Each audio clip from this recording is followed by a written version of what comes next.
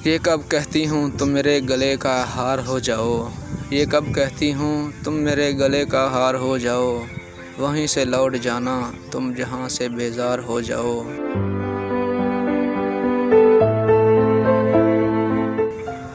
मुलाकातों में वक्फा इसलिए होना ज़रूरी है कि तुम एक दिन जुदाई के लिए तैयार हो जाओ।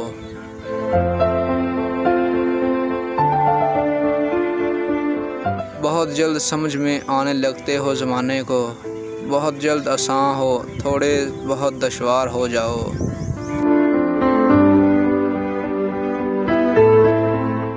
भला की धूप से आई हूँ मेरा हाल तो देखो, बस अब ऐसा करो तुम सायादार हो जाओ।